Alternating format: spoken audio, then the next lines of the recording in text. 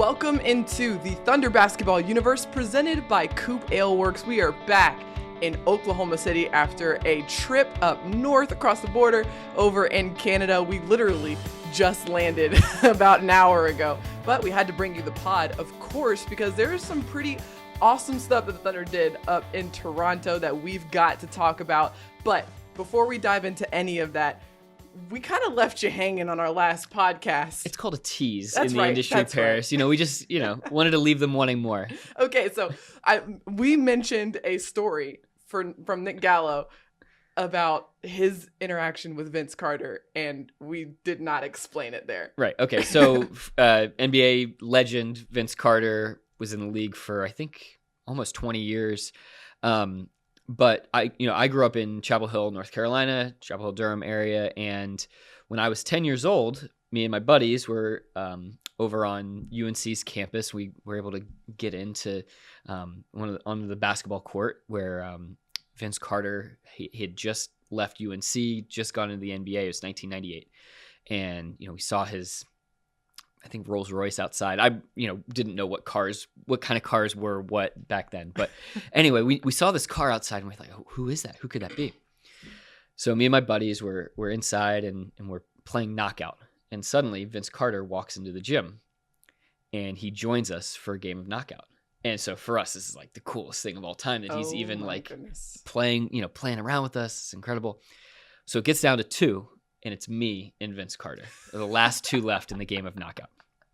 And so I go first, and I shoot my shot, and I miss, and the ball comes off the front of the rim. So I'm like right in front of the rim. I'm getting ready to put it back up, and I just feel this whoosh. And Vince Carter jumped over me, had thrown the ball off the backboard, jumped over me, and dunked the ball to win the game of knockout. He said, "You will not beat me." This 10-year-old will not beat me. I don't care how good the story is. You will not beat me. So many years later, I saw Vince actually in Tulsa at the BOK Center when the Thunder had a game up there. And I pulled him aside. I was like, hey, man, I just want to let you know, when I was 10 years old, I was on UNC's campus, and you played us in a game of knockout, and you dunked on me. And he goes, oh, man, I'm sorry. I was like, don't be sorry. This is the greatest moment of my life. My pride wasn't shattered. I was 10 years old. The reason the story came up was we had talked to Lou Dort in Toronto when we were just there, and he was reminiscing about some of his favorite players growing up. And Lou was obviously very young when Vince was in the league, and he said that he just remembered, some of those great moments with Vince as a Raptor and some of those first Toronto teams. So anyway, it kind of all came full circle, and I had a chance to tell Lou that story too, and he started cracking up and thought it was hilarious. What a great story. Yeah, honestly, who could say that Vince stuff. Carter dunked on them? I mean, I'm sure a lot of people in the NBA, but yeah, that's pretty cool. Good stuff. Good stuff. Cool. A good way to start off the pod, especially after a great, incredible, exhilarating Thunder win up in Toronto. That's right. So let's dive into You Can Shay That Again. This, I haven't double checked, but your quote is from this past game. Okay, so everything is from the Thunder's win over Toronto. That game went down to the very last possible moment, a couple of really key plays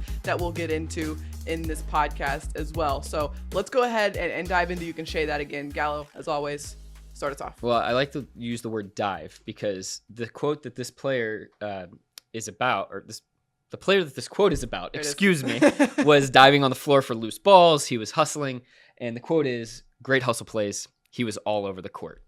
And that quote was from Mark Daigneault, and it was about Trey Mann, who came in. He only played like 18 minutes. He didn't have a ton of points. He had 3 points, but he made 2 massive steals. He hustled on the floor for a loose ball that Mark Daigneault called a timeout on. He had a really great poke away from behind that he ended up corralling. And so great job by the youngster, who they are continuing to want to see that level of competitiveness and fire on the defensive end from. We talk about his offense so much, and it's cool that, this quote, I mean, we're focusing on what he's doing to keep himself in the game without scoring the ball. And that's obviously huge for any rookie to learn, is that, what keeps you on the floor are, being able to control the things that you can control. Everybody knows, I mean, this is why he was drafted for the Thunder. He can score the ball. He can get to the rim. He can shoot the ball. And he's really crafty and shifty and can create offensively. But obviously, the biggest area of growth for him and the biggest, longest runway he has to improve is that defensive end. But it starts with, just showing the effort, showing the energy. And he was, just like Mark said, all over the floor. Right. And in a hostile environment, great crowd on Wednesday in Toronto, the Thunder needed to start kind of building those plays more and more. They got down in the first half. And in order to come back and have, that massive 25-3 run in the third quarter, it was going to take plays like that. And so I think we're kind of like teasing the setup a little bit more and more here to get you to the two biggest plays of the game at the end. But we want to make sure that everybody's kind of getting their due on what happened on the front end of that to even make it so the Thunder had a chance in this game. Yes. And one play in particular from Trey comes to my mind in that game. Second half, Svi Mykhailiuk was dribbling up the floor. He had the ball kind of near the 3-point line. I think the Thunder had just turned the ball over.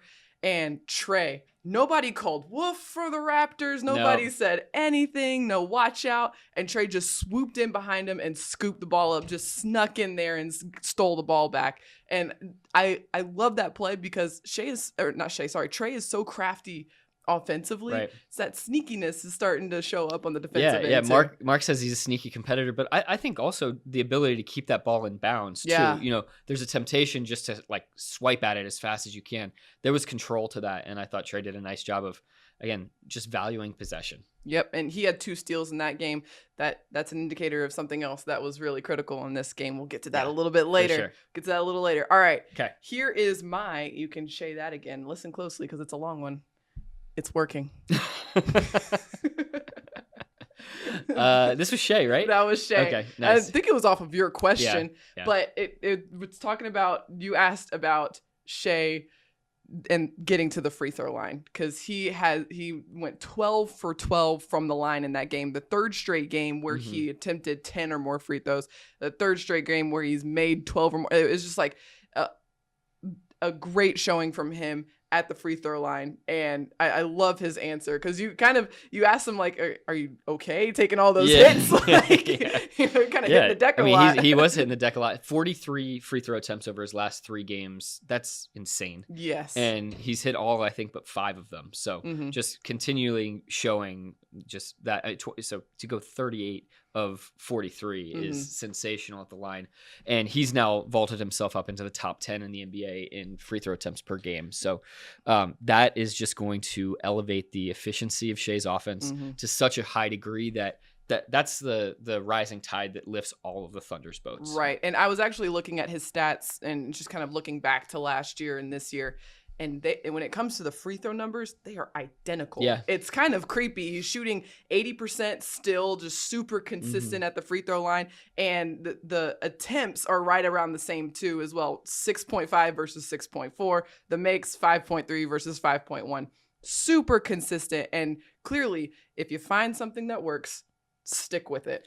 Yeah, and this is where they say like the law of large numbers comes into effect. This is something that throughout the season I've been tracking that Shay's free throw numbers were a little bit down. Well, when you have a 3-game stretch like this, that's going to normalize some of those games early on in the season when he only had a couple or 3, 4, something like that in a game. This helps you get back to what's maybe more realistic of what we should expect to see from Shay.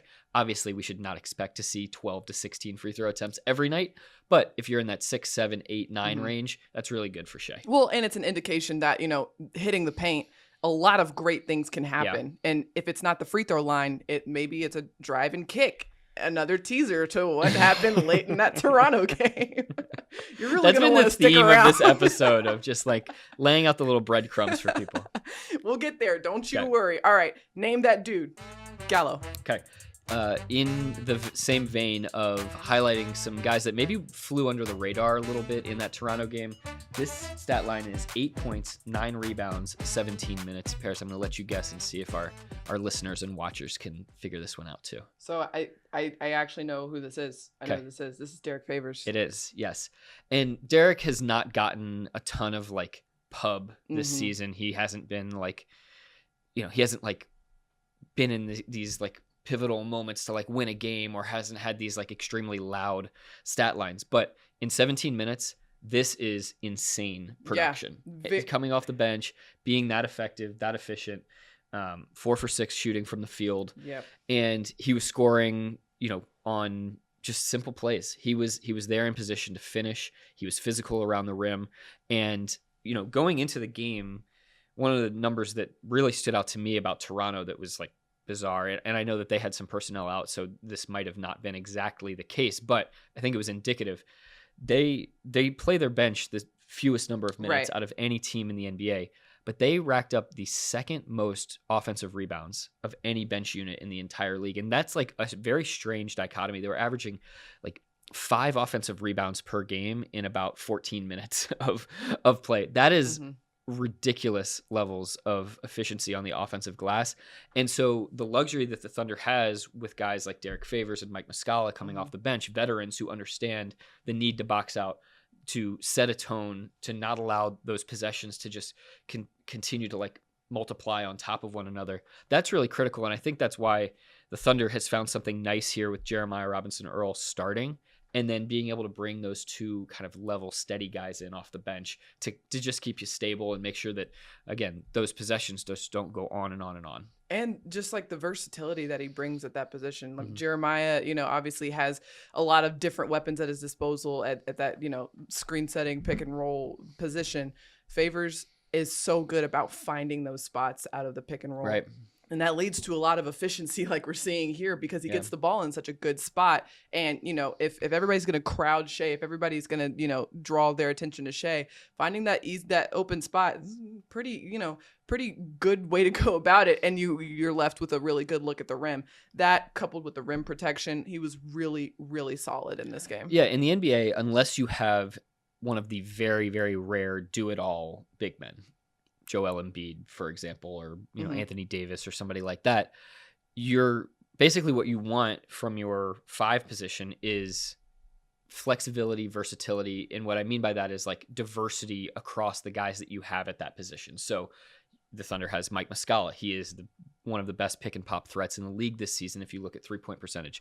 You have Derek Favors, a hard screen setter, hard roller, physical, dirty work player. And then you have Jeremiah Robinson Earl, who has been able to be like a little bit of a blend of those things as sort of a more undersized small ball 5. So the Thunder has a variety of options in that scenario, and they can even go to Darius Bazley at the 5 if they want that sinking back, rim protection, athleticism, first and second jump, quick twitch. And so if you don't have the one guy that can do it all and play 33 minutes a night for you, then you do it piecemeal like this, and it's really cool to get those guys mixed and matched with just based on the matchups on the floor. Yeah, just kind of plug and play whatever you need again, based on the opponent. Right. Really, really good stat line, Gallo. All right. Okay. Mine is 6 points, 2 steals, 3 for 4 from the field. This one might be a tough one. 6 points, 2 steals, 3 for 4 from the field. Do you need a hint? Yeah, I do. This is not a full game stat line. This has got to be. Is this Kenrich fourth quarter? Ooh, no.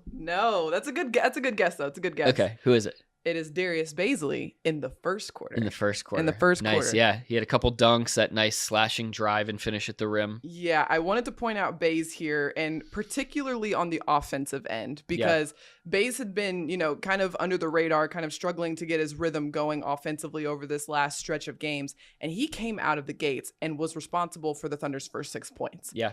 And they were all like emphatic plays. I remember the very first one was like a baseline drive to the rim, and he just finished really strong through contact. The next 2 were dunks. Yeah.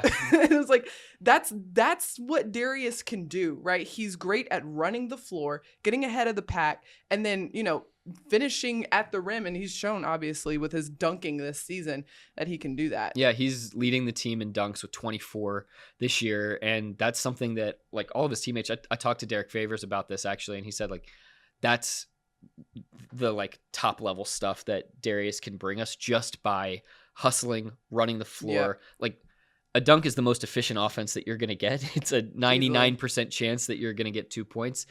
You'll take that anytime. And so if Darius can just put himself in those positions to be spaced correctly so that he's attacking closeouts and able to get that first step past guys, if he's running the floor, if he's being disruptive on defense and able to get out in transition, like all of those things make him a totally different offensive player, and one that just can deliver you those cleanup points, you know, the fast break points, the points off turnovers, the second chance points, all that kind of stuff. And also on the other end of the floor, in that first quarter alone, I think this was all within like the first, 6 minutes of the game, honestly. 2 steals as well. Yeah. Just getting it done on both ends of the floor and kind of just showcasing all of what he's able to bring with his length, his athleticism, his size, just kind of being disruptive on that end of the floor. Yeah, and 2 more things to point out, and I think they're kind of connected. Darius had a great defensive assignment in Pascal Siakam. Yes. And Siakam was hitting some incredibly tough shots early in that game. Fadeaway mid-range jumpers. Darius just hung in there. Yeah. And he hung in there long enough. And eventually the tide turned and Siakam calmed down a little bit offensively. And then Baze kept himself in position to make the biggest defensive play of the night. I think that is a perfect time to take a quick break, and we will be right back to break down that play and a little bit more in that Thunder game. COOP Ale Works is the proud sponsor of Thunder Basketball Universe. Brewers of the fan favorites F5 IPA and 99-calorie Ice Chest IPA. You'll find those and many more COOP beers at retailers across Oklahoma. Learn more at CoopAleWorks.com. Well, we left you on a little bit of a cliffhanger there. We teed it up throughout the entire podcast. So here is the breakdown of the final moments in the Thunder's game and win against the Toronto Raptors on Wednesday. First and foremost, the Thunder trailed by as many as 13 points in this ball game. That is significant because 2 days prior, the Thunder battled back from 18 points down against Detroit. So the comebacks have been really strong with this Thunder team, but also the resilience, the poise, the consistency in the second halves to just reroute the ship and get things back on track has been really on point. And I'm going to start things off here in the third quarter, Gallo, because that was when the Thunder was really able to turn the tides in their favor. Yeah, really clamped down defensively. I think I mentioned earlier the 25-3 run that the Thunder went on. Yep. And yet again, these are the types of stretches that really fuel these double-digit comebacks. This is now 6 double-digit comeback wins for the Thunder so far this season, all of them by 13 points or more. And that obviously has to start on the defensive end. You just got to be able to slow down the tide on that front. And a big factor was something that we mentioned earlier was just limiting the Raptors to 1 shot. And it was contested shot, rebound, contested shot, rebound. There weren't a ton of these explosive turnovers that led to runouts and dunks and that kind of thing in the third quarter. It was just a methodical, consistent approach where they're going to get a stop, they're going to go down and execute. And when you're playing with that momentum downhill, that really helps. And the Thunder was able to really maximize that in that third quarter. You made a really great point there. And on the defensive end, the only number that's really going to stand out from this game for the Thunder is the 12 steals. Yeah. That's a season high. There were 4 guys that had 2 or more steals. That's a really cool stat, really good number, but it wasn't loud in the game. Yeah. It wasn't like, oh, they're getting a ton of steals. That must be the reason why the tides are turning here. They're sprinkled in throughout the night. Exactly. Yeah. It was kind of consistent quarter by quarter. What did stand out were just the grimy, little gritty hustle plays, the things that aren't going to show up in a stat sheet, like Derek Favors being really vertical at the rim and deterring shots, like, Trey Mann diving on the floor for a loose ball, enough time for Coach Dagnall to call a timeout and save the possession. Right. Those are the sort of things, finishing a play with a rebound, that's going to show up on a stat sheet, but it doesn't indicate just how, consistent and detailed and execution oriented the Thunder's defense was. That's right. And again, that performance and that ability to string together a streak of great play for that long, basically the last 6 minutes of the third quarter, where the Thunder only allowed 12 points in the whole quarter. Right. It was, I think, a 33-12 quarter for OKC. The Raptors OKC. were 1 for 10 from the 3-point line in that quarter. Yeah, and 5 of 27 overall, I think, something like that.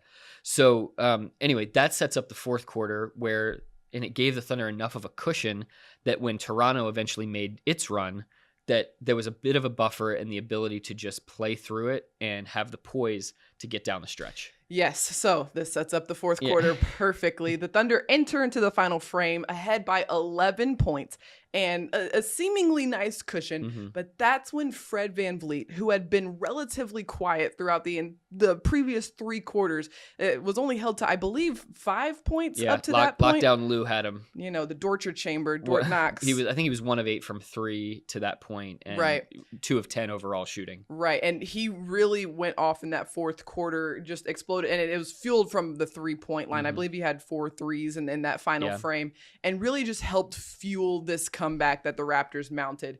And by the end of probably around the 2-minute mark, it was just a toss-up as to who was going to get the momentum and what it was going to take to get it there. Yeah, and as we talked about after the game, Paris, it was no timeouts, only vibes. Because the last 4 minutes of the game, basically from the 4-minute mark until 18 seconds were left, neither team called a timeout. Right. And this was during the midst of a really scary run by Toronto. And I loved the trust that Mark Daigneault put into his players. And the fact that he let those guys just marinate in the crowd noise, the intensity, the back and forth, and having to go out there and just execute possession after possession, even when, you get hit in the mouth, to be able to come back down like Lou Dort did and finish a really tough, hard charging, driving layup at the rim to regain the lead. So a little sidebar here. You mentioned that crowd noise and just how it was electric inside of Scotiabank Arena, just to say the least. And Shai Gilgeous-Alexander also said this after the game. But you couple just the energy and the emotion from that crowd after their team had just rallied back from 11 points down, and Lou Dort, Shai Gilgeous-Alexander are both home. Like they're in Canada. I feel like there's a lot of emotion that could have been at play there to, rattle any poise that was left, or, kind of feel like you have to get something done or make a hero play or try to do something immediately. But the calm was still there from this young Thunder team. And it was present throughout the entirety of the game until the final buzzer went off.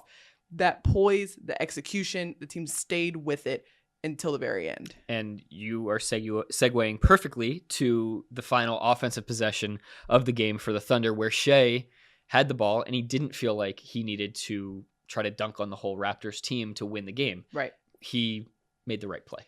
He made the right play. And here is that play.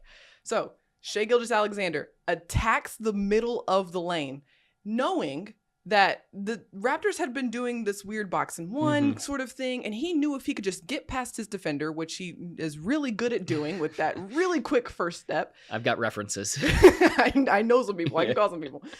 He got to the paint, and immediately 2 Raptors defenders came and swarmed him, just stopped him, knew that he was able to finish at the rim. And then another one, I believe, came over from help side just to make sure that he was in lockdown. And that was Mike Muscala's man. That was Mike Muscala's man. Dipping back down and digging in. Yeah. Shai remained poised, jump stop, pivot, looked around, saw Mike Muscala at the top of the key. And I'm pausing here because at OKC Thunder on Twitter. Yeah, amazing post. Just posted the best series of photos I think I've ever seen.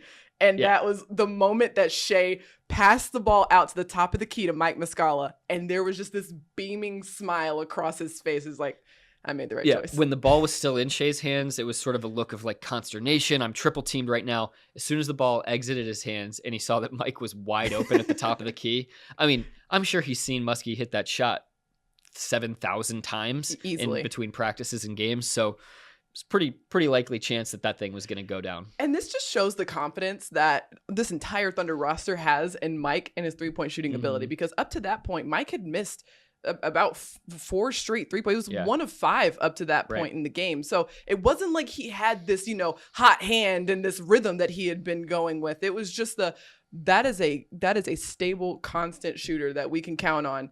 And he's wide open. And this is the look that you practice. It's the exact same mechanism that you practice every single day. Where's the rebounder if you're playing 1-on-0? Right. It's under the rim. It's the inside out 3-pointer. Exactly. Yeah.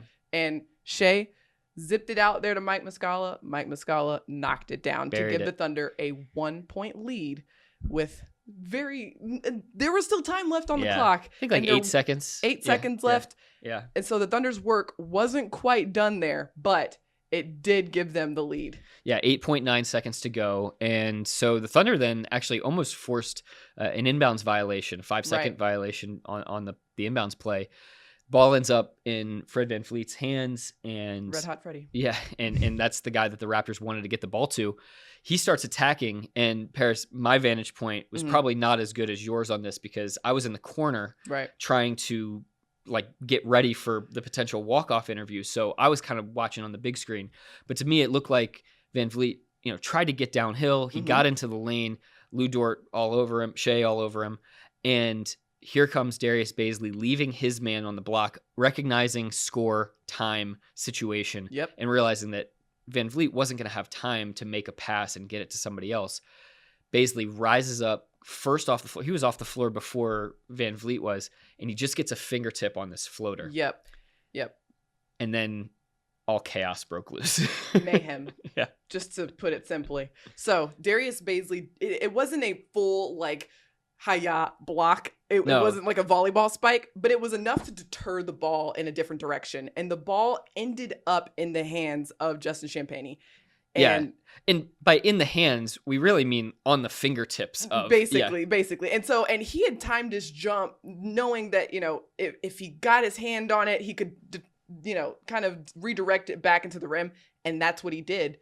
And the buzzer was going off at the same time. And so as soon as the ball fell through the hoop for the Raptors, Scotiabank Arena erupts. They went nuts, yeah. The crowd is going wild. The Raptors are like, in their celebration circle going crazy. And the refs are all like, hold on. We need to check this out. We need to look it over. And it was just, I remember sitting there like, I think he got it off in time. Oh no. Yeah. And sure enough, they went and looked over it, and the ruling on the floor, the basket was no good. So, Paris, I have a story to share with you that I didn't even get to tell you last night. Oh, okay. So I'm standing in the corner, and the Raptors arena is a little bit strange where both teams exit on the same VOM, the same corner of the court. So, as I'm getting ready to go on for a potential walk-off interview, I'm standing right next to Svi Mihailuk, former Thunder player, and the other guys that are on the Raptors bench who just took in this potential game-winning tip-in. And as the referees are going over to review the call, the PA announcer in the building announces that what the original call on the floor was. The rule on the floor is basket is good. Yeah. Nick Nurse, the Raptors head coach, walks off the floor when the PA announcer says the initial call. I don't know. This is me speculating, but I'm curious whether he thought that was the official, that the refs had gone over and they had looked at it already, and that was the official ruling. He walks off the floor. The rest of the team is kind of standing there waiting around. They may have heard the PA announcer correctly. I'm listening to Chris Fisher and Michael Cage in my ear, and I actually find out first from the broadcast feed that the basket is being ruled no good by the referees. So I actually was the one that was able to deliver, unfortunately for the Raptors guys, and unfortunately for me being in enemy territory, I delivered that news to Svi. Man. And unfortunately it was a friendly face who we've talked to many, many times before. But he just looked at me and he's like, oh man, really? No good? I was like, no good. Yeah. The earpiece told me. Yeah, exactly. And so then we go rush onto the court and go talk to Mike post game. Yeah, I do remember hearing it. It's really cool hearing this because they're able to watch the replays in the truck and see everything in real time. And so when I heard Chris Fisher say they're gonna rule that no good, I was like, yes.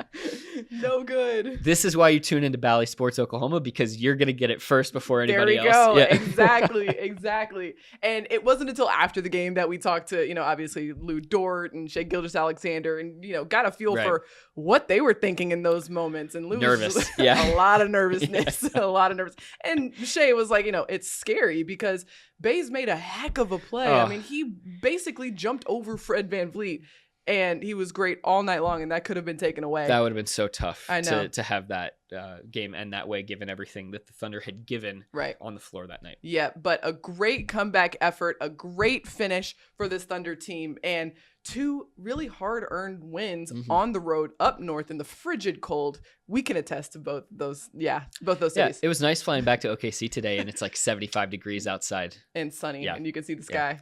It's great. It's just going to say, I wasn't wearing this polo when we were in Toronto when it was snowing and 30 degrees. No, but before we transition from this subject, Nick, this has been obviously multiple comeback wins of double digits, 6 so far for the Thunder this season. One common through line that I'm seeing is the defensive execution, and especially in the second half. Is that what you're seeing as well? 100%. If you take away the Memphis game, the Thunder's got a top 5 fourth quarter defense. Yeah. And if you look at defensive rating, they've been up there in the tops of the league in that final frame night after night after night. And, that I think goes to show the competitiveness, the tenacity, the never say die mentality. We saw it in the Celtics game up in Boston. Like, they're going to make you put your starters back in if you ease up off the throttle. Right. And that's what they obviously couldn't get as many stops as they wanted to in the fourth quarter last night. But when it counted, they were able to keep things under control. And I think of the consistency, right? And you brought up the Darius Bazley example of, Pascal Siakam went off for 16 points in the first half. Yeah. And it would have been easy to be like, oh, I need to ramp up my aggressiveness and put it into overdrive against this guy. But if you remain consistent and trust the game plan, trust the shell, trust your execution, and just stick with what the scout tells you to do, you're going to be okay. And, things that are super, outlier performances, like 16 points in the first half, those things are going to calm down. Those things are going to come back down to earth, and you just have to stick with what you're doing right. And the Thunder's done a really good job of that, I think, of just that consistency and trusting the game plan. No doubt about it. All right. So before we let you go, there is one really awesome thing that blessed our timeline here in the Thunder basketball universe. And it's up in Tulsa. Yeah. It's actually not even in Oklahoma City. And it has to do with the amazing Thunder Fellows program, which is still in its inaugural year, still with its first cohort. Things are going really great up there. The whole staff at Thunder Fellows has been doing a really, really good Incredible. job. Yeah. The whole the cohort and the students, they're doing really well. They're doing great as well. And in fact, so great that the NBA Foundation selected them for a grant during the league season of giving. And they were one of just 38 nonprofits selected for this grant, and just a huge recognition for Thunder Fellows. This is something that, as the Thunder was looking to think big but build small with what it's trying to do in this initial class of fellows, and to really start this program that's going to be having a sustainable long-term impact in Tulsa for Black youth there. This is just such great external validation. There's so much internal validation that's going on right now with the way that the program is going, the way that kids are learning, the way that the opportunities that are being brought to these kids as opposed to them having to go and find them and seek them out themselves. All of that internal validation is great. This is what this type of funding is what allows this program to even take next steps and continue on that pathway of success that it was going to be on already, but it just elevates the whole thing. It's not just a recognition of what they're doing, but it's the recognition for the potential that the program has down the line. So a huge congratulations to Cedric Ikpo and the entire Thunder Fellows staff and all of the students for all of your hard work. Congratulations on this incredible recognition and all your hard work. Keep it up. Keep it up. Okay, before we let you go, we got to let you know what's on tap for the Thunder before our next podcast. And the Thunder's back at home for a really nice, prolonged 4-game homestand. That starts with the Lakers on Friday. We're basically here for the next 2 weeks straight, aside from one 36-hour trip to Memphis in around the 20th, I think, of December. But yeah, you're right. That the homestand, 4-game homestand starts on Friday against the Lakers. City night. That's right. City night. Make sure you show up before you go out on that one. And then they play Sunday, and then Wednesday, and then Saturday. So be sure to come down to Paycom Center and get your popcorn ready for some good action. Some good action indeed. And I'm going to throw one little thing out there. You want to tune into Bally Sports Oklahoma to catch that Lakers game. Just something interesting here. Just wrote the preview for this game. Ooh, so, my mind's churning with just Lakers information. And of the 5 games this season where the Thunder's come back from 16 points or more, 2 of those wins have been against the Lakers, including this season's largest come from behind win in the entire NBA. The Thunder bounced back from 26 points down to beat the Lakers back in October. So the Thunder holds a 2-0 series lead against this team. So they could win the season series if they win this one on Friday. Is true. So this is true. Gonna want to turn in Valley Sports Oklahoma. We got you covered there. Of course, go to OKCThunder.com for all of our written coverage and at OKC Thunder on all social channels. But until our next podcast, thank you so much for listening. If you're watching on YouTube, thank you so much for watching. Be sure to like, rate, and subscribe wherever you get your podcasts. And be sure to check us out on YouTube if you're not already. Thank you so much to our producer, Matt Bishop. And until next time, Thunder up and catch you later.